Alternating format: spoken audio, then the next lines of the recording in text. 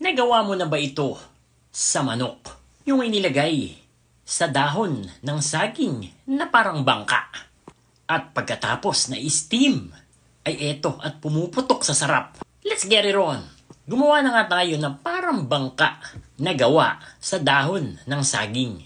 Then ilalagay na natin ang chicken leg na hiniwa-hiwa natin para madaling maluto. At the same time ay pumasok yung ating mga pampalasa.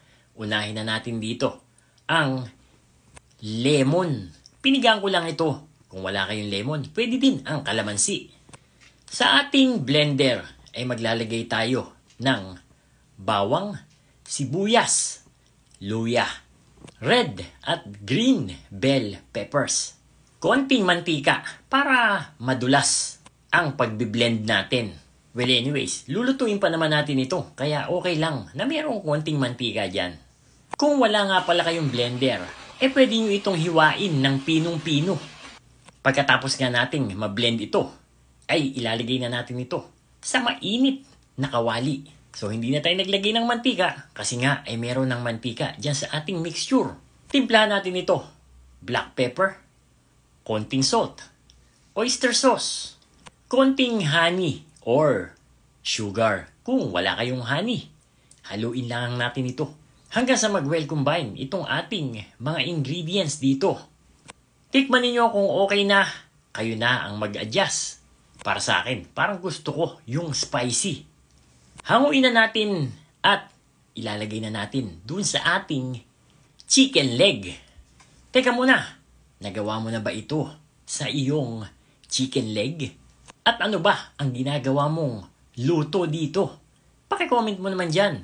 Pagkatapos nating malagyan ang ating chicken leg, meron pa tayong idaragdag na kamatis, siling berde or yung siling pangsigang, red bell pepper, at spring onion.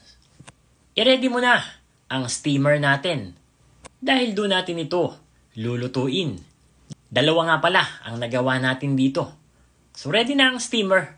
Steam lang natin ito for about 30 to 40 minutes para siguradong lutong-luto itong ating chicken.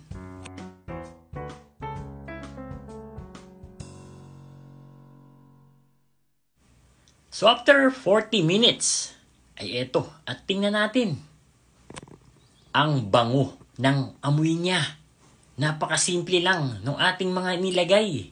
Pero sa amoy pa lang, mabubusog ka na. Paano kung ilalagay mo pa ito sa kanin?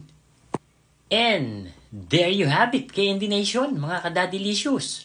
Ito yung ating version ng pinaputok na manok. Yung akala mong sa tilapia or bangus lang ginagawa ang pinaputok. Ay ito ang panibagong recipe para sa inyo na paniguradong magugustuhan kahit na sino pa ang ipagluto mo.